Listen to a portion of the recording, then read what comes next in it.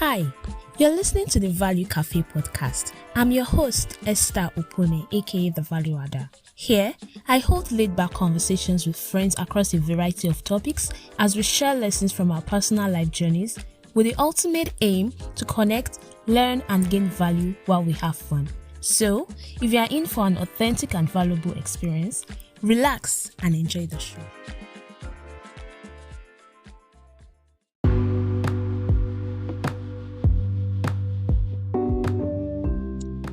Hi everybody, and welcome back to another episode of the Value Cafe with Esther. Thank you so much for joining this episode once again.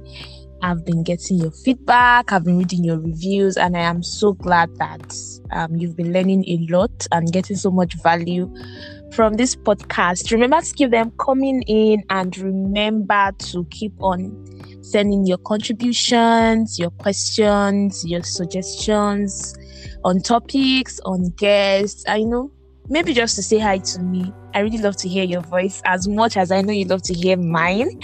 But anyway, on today's episode, I have a very, very, very, very cool person on board. I hope this is not pressure. Her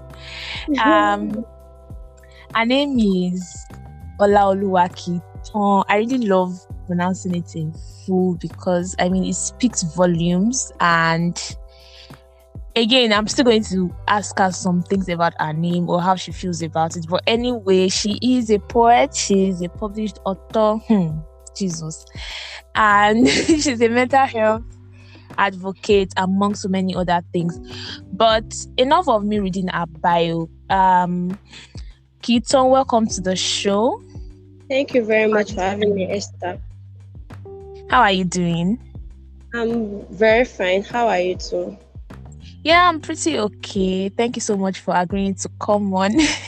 So generally, a lot of people describe you just as I have described you, but I like asking people this. How would you describe yourself? What if this was going to be the last time?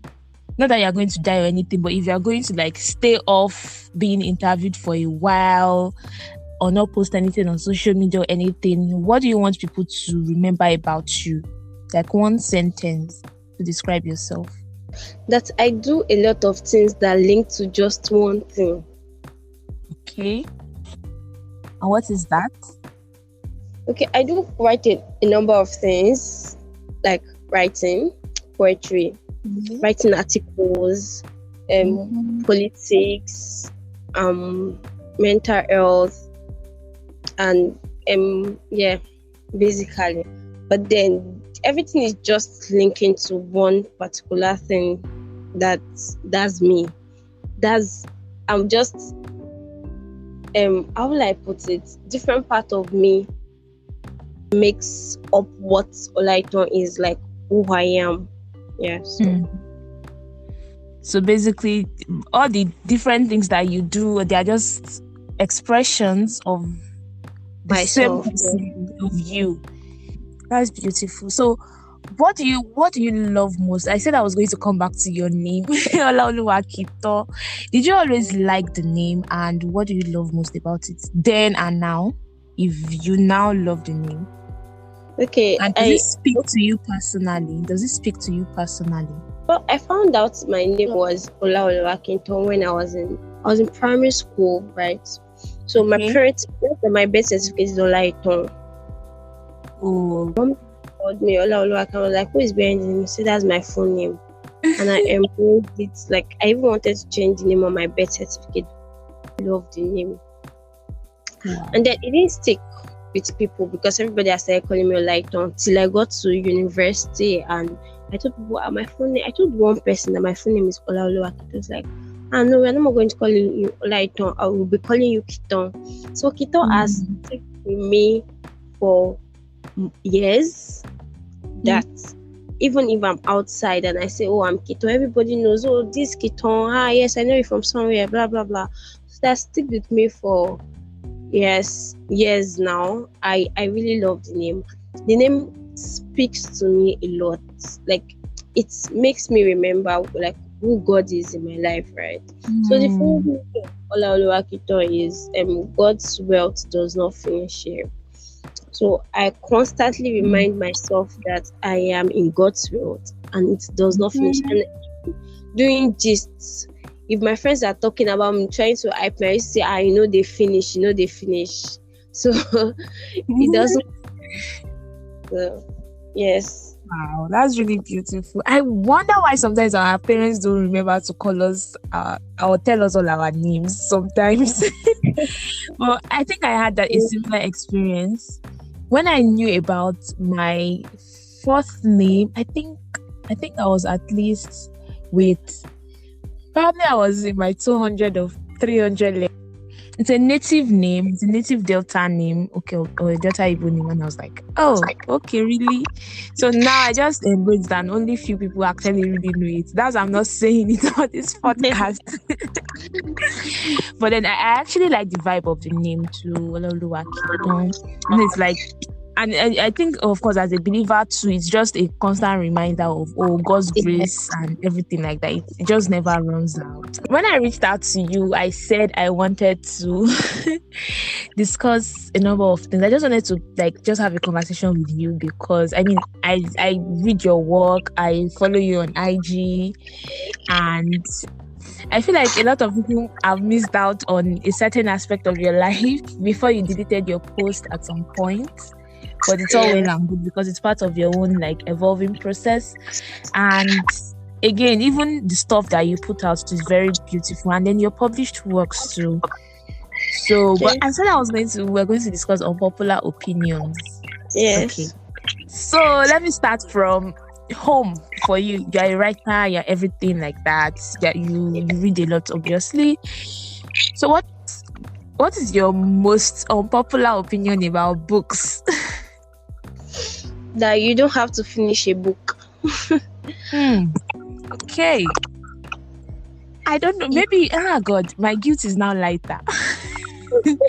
Because I call myself a book prostitute sometimes. I just read a book and then I get to a point and then I pick up another book. Sometimes I even read up to 5 around the same period.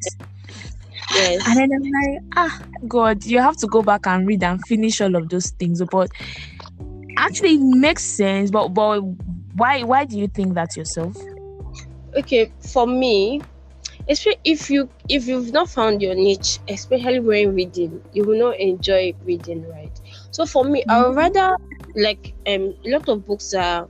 A lot of people, when you want to talk about books, they talk about motivational books. You want to read Think Big, all the motivation atomic. So, and then there's me. Okay, yes, such books. Then there's me that I will never get those books to read. Atomic Habit, I've had it for over 2 months. I regret. I will have bought fiction. I've not for more than 2 months. I think since March, I've not passed the first chapter. Wow. But then, yes. So I actually believe that you don't have to finish a book, but for me, my basic niche is African fiction. So anything that is not African fiction, I might not enjoy it. So I can stop and start another book entirely. But rather than buying those books and reading them, so I just listen to them or listen to the author of those books speak on TED YouTube. So that it's easier for me to grasp. It's easier for me to listen to motivational talks than for me to read it. But then immerse myself in fiction because it makes me imagine, think. It might not be real, but that's me, and that's why even with fiction, you don't have to read. You don't have to read complete reading a book. They are boring or they don't resonate with me. Okay, maybe because I'm a big Atomic Habit fan. I'm tempted to defend the book. I'm like, maybe you should go past that first chapter and then you see that you actually used a lot of illustration that you can imagine. But I totally get your point. And I think that at a point, it's I wouldn't even really classify it as motivational book in that sense. It's not a conventional motivational book that just tells you to aspire to something or anything without any practical she gets. But I think I get it. And African fiction is definitely very, very, very beautiful. There's a time I Yeah. was so immersed in it. Not themselves. I'm still very well immersed in it, but it's just I just pick books across and I don't really stick to one. So like the Sefiatas, Nendi Okora, all of those people and everything like that. But then what's your favorite African author? Author. What do you My pronounce? favorite African author is Chimamanda Ngozi Adichie. Okay. Some people are going to Yeah. come and call you the daughter of Chimamanda with that concept of the feminism movement. Okay. So what do you love most about her style? What do you love most about her writings? That I can see myself in what she's writing. I don't know. Okay, the first book I read of Popular, because I read it when I was in SS1. I've read a book over 100 times, and every time I read it, I just like, how would somebody just be writing like this? And that's how it feels. Every of our work I've read, like I have a collection. I just wonder, how is somebody so expressive? And like that's what I'm trying to achieve in my writing too, because she affects majorly a part of my writing. How will you be so expressive that when people read your work, they can literally see themselves in it? Yes, that's why. I think I can relate. I find our books very relatable, and I think that's the word. And it's very intriguing because you're like, again, the way you said it, like you just put words together and then you're just like, you are sucked in. Yes. Like it literally carries you along into it. I think Teju Cole also does that for me a bit. Especially that is Welcome to Lagos book. It was just like I was sure you get like I was in the cab when he was in the cab, when he was describing the streets, or I was with a friend when we lost someone. It's just yeah, and I love people that are able to carry people along. Yes. So, but speaking of one thing that Chimamanda is known for, feminism, what is your most unpopular opinion about it?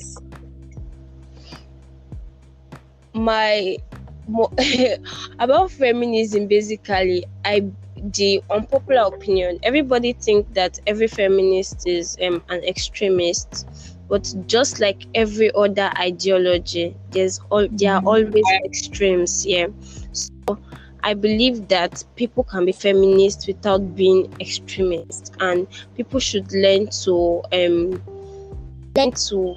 differentiate between feminism and misandry.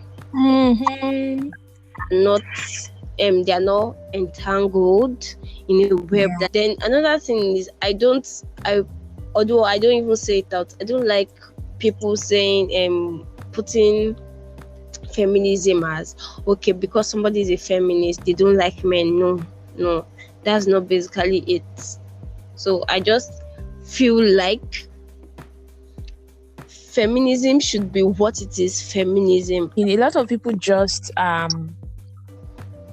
I'm talking about the extremism. A lot of people just pick a part of a movement or something or a concept that suits their personal, probably their personal angst or something, and then they latch onto it, and then they use the label to like project whatever it is that they have in mind from the start, even if it doesn't really go with what the overall, it doesn't give an holistic flow of what the whole concept is in the first place.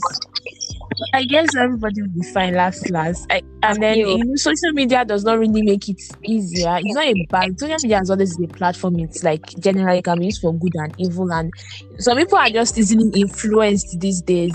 Everybody is an influencer. Almost everybody is an influencer. And then some people who have not learned to form their own thought or worldview, just get sucked into it, and then they follow everybody who is saying this or any that. And once when anybody says something in the name of feminism or something, they latch onto it and then they fly with it without really questioning things for themselves and viewing things from different angles. Exactly. So, including that's both non-feminist and those who, Yes. yeah, yes. I Okay. So, what other unpopular opinion do I want to ask you?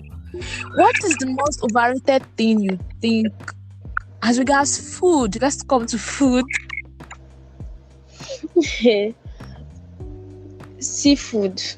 Apart from fish, I don't like shrimps, prawns, crab, everything. So I just feel like everybody that eats seafood, they like they try to put it in our faces. I've never tasted prawns, but I used to eat crab before. But I don't enjoy it, and I don't think like everything will make sense if I eat it at all. So I just feel like seafood is trash. Well, I might not fully agree with you because I've not tasted all seafood, but about putting it in our faces, I think I can relate to that because the way it is packaged, it comes across to me with this elitist vibe. Like, Yes, it's not just, oh, it's delicious, it's sweet. It's like, only classy people. I don't know what they call this grilled fish, something or one preparation like that.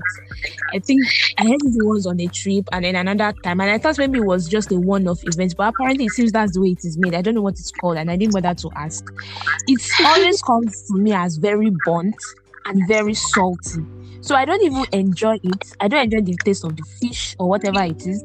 I don't enjoy the taste of anything. My tongue is just on fire from too much salt. And then it's now very bitter. Now feels as if I'm eating burnt or charcoal or something like that. And I'm like, this same thing, I've seen it in pictures. People will just, zoom in, do videos, do everything. I'm like, so this is what you people are editing. Me too. And I scam, I beg. I think it depends on the people that make it sharp. That's another thing. Because it happened the first time, I was like, okay, maybe. And the second time, I'm like, Kilo Shelle, what are you people doing now? You are my case. Okay. Something I saw today, and the person was really angry that Lagos vendors, they want to cook stir fry. The only thing they used to do put is plenty soy sauce. You know one thing about this recipe is the best now. Everybody wants to use it. Mm-hmm. And before you more tasting normal. So that's basically what it is. Yeah, actually. Everybody, like, at least I think there's room for creativity in the kitchen, especially if you cater to people and all of those things. But anyway, maybe we are just too sensitive, or maybe these people are just trying to jump on the trend and everything like that.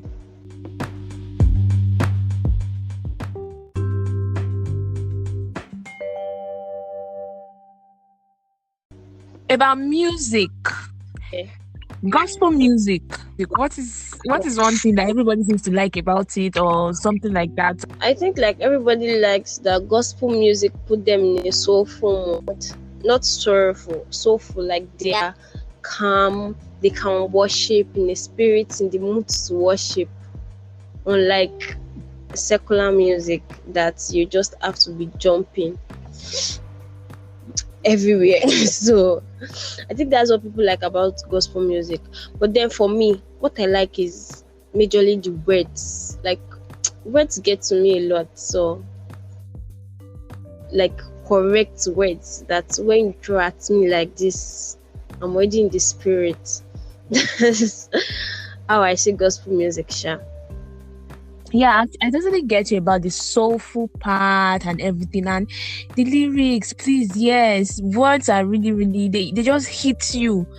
For instance, my favorite album to date is still Chandler Moore's. Okay, for now, is Feelings album, and I'm like, yes, this guy gets it. Like, but then I think on the other hand, too, how do I explain it? They're not to shade anybody, and like I'm not a pro, I'm not like an authority in that area or anything, but I feel like a lot of our gospel music in quotes are actually more, not a lot, but a lot that I have come across are actually more emotional than scriptural. Like yes. You feel like you're in the presence of God in quotes. Yeah. You feel like you're humble, you're this, you're that, you're crying, you're everything. But if you calm down and actually get the lyrics, actually, this has no scriptural backing. Some of them are even like they contradict what you profess. But anyway, let's carry on. There you get. So Yes. you feel good singing it, you feel good flowing with it, and then the beat is not very nice, so you're like, hey God, why now? And I think that's one thing that I know some people that they don't like contemporary Christian music generally out there. They feel like it is I read an article where someone described it as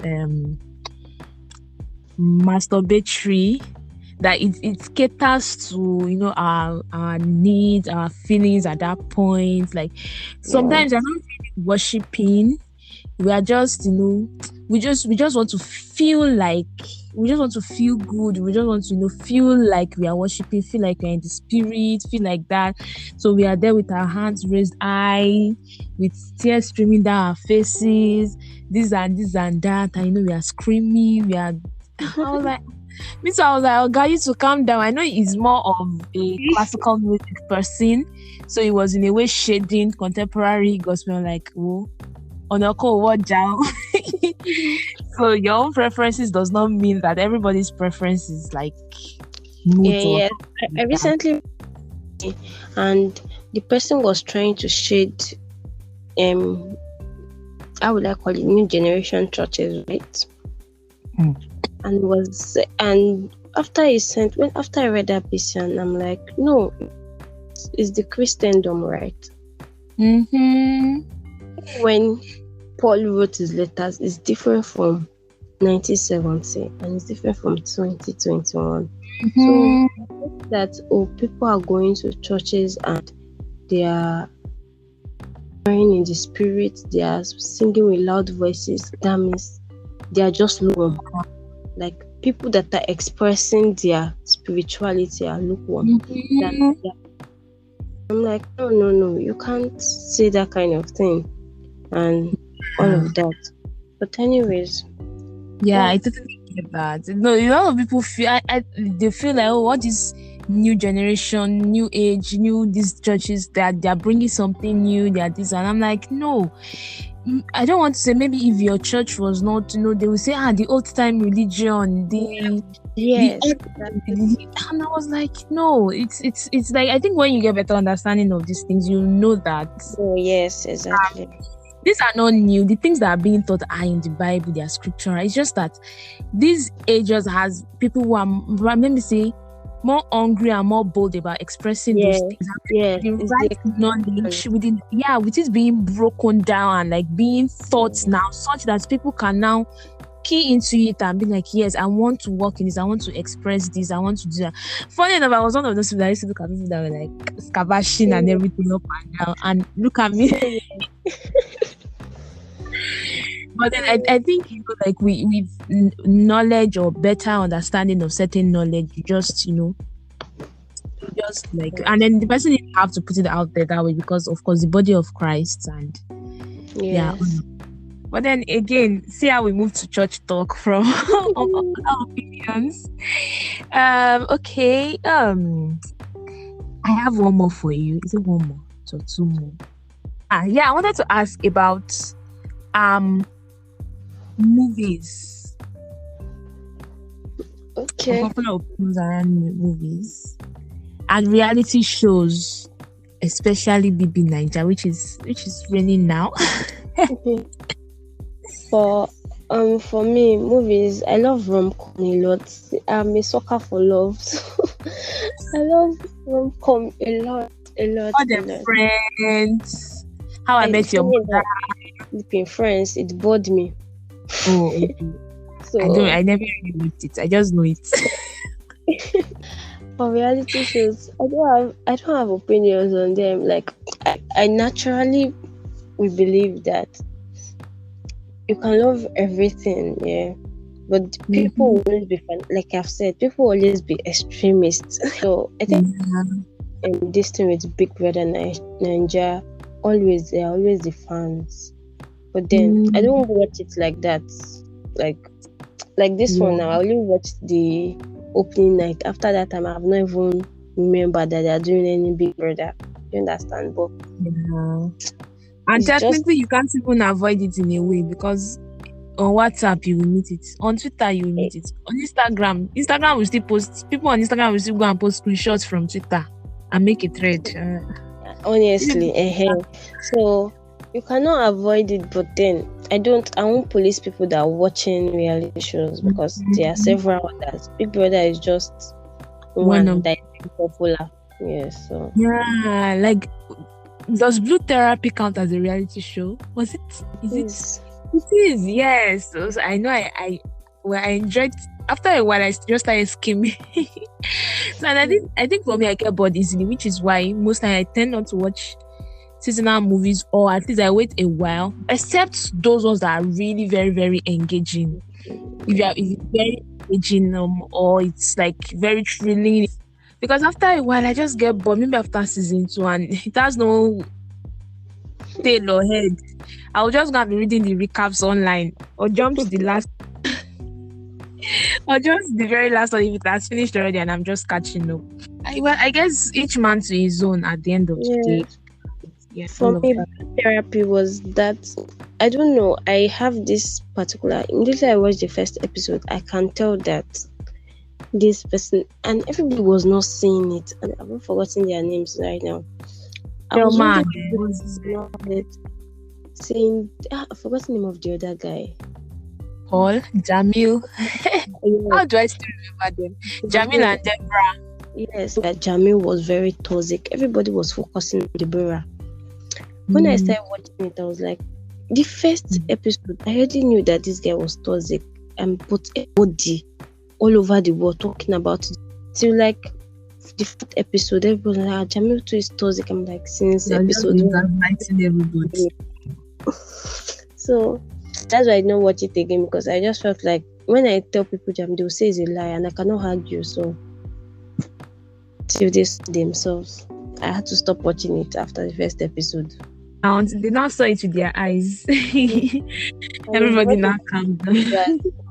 I just decided not to watch it again. Wow. So this has been fun so far. But generally, I wanted to ask about LinkedIn. And generally, when you say social media currency and all of those things, I know a lot of people are all out there. Oh yeah, put your stuff out, build your track record, this and that. And yeah, I believe that to a certain extent. But what's one thing that you don't really agree with, that is a general opinion around stuff like that? I like the platform for several reasons. One, bad things don't happen to people on the app, only good things. Yeah, it's true. Now that you say it, everybody's putting out their best foot, and they're not. Well, some people do share their struggles, but not everybody. Like, before you find them. Yes, I'm a sucker for vanity, right? So if I'm constantly saying, like, okay, for the past 7 months, very bad states. So if I log onto LinkedIn, somebody is putting this win, is putting that win. Unlike Twitter, anytime I log in Twitter, somebody is actually feeling what I'm feeling. So I feel like a sense of community there than I will feel on LinkedIn, right? So I recently had to apply for jobs that had me to put my LinkedIn profile. My profile is optimized and I don't just check anything there. But for social media currency, I believe that people will know you for who you are, right? So just do what you want to do with your social media. Your social media can earn you jobs, yes. But then if you don't want it to, you can just be yourself and be normal. That's it. Yeah, or just lock your profile and be private. So generally speaking, without me prompting you, what is 2 or 3 or any number of unpopular opinions that in speed fires, like rapid fire speed, something that you just want to drop and run away? Samo is not trash. Samo is And you've not just met people that make it very well. Very well. All those people that add salt and palm granite oil and be. That's why they say someone is trying. Another popular opinion is that yeah, you can be a Christian and be very successful. Okay. So you've heard these people, Semo is not trash, Amala is not trash. None of them. All of them, they are not trash. All of you should consider, all of you should get that. Anyway, this has been fun. Kintan, it's really nice to have you on the show. And I hope I get to drag you back again. But then I have something. So you love movies, you love books, you love everything. Team movie or team books? Team books. Okay, yeah, I'm also team books. I believe that movies, books beat movies any day. But then what is the best movie adaptation you've seen of a book? Or the worst? You've not seen any? No, The Queen's Gambit. It's the best. Okay, it's the best. So my own is Lord of the Rings, at least. Okay, so the last thing is, so in the last 1 month, what has changed you? What has changed about you in the last 1 month? That I pivoted from happiness. Wow. Yes, that's the major change. Wow. I'm really happy for you. Is that tautology? Thank you. All right. Thank you so much for joining the show. As again, everybody, I have had Olaitan on the show on the Valley Cafe with Esther, and we've been discussing our unpopular opinions about a variety of topics. So, you can also let me know yours, or if you agree or disagree on anyone, or if you want us to come and defend it. We'll be here, we'll be listening, we gather our chests, we are ready to defend our opinions. Okay, so there you have it, everybody. Thank you for joining us, and yeah, bye.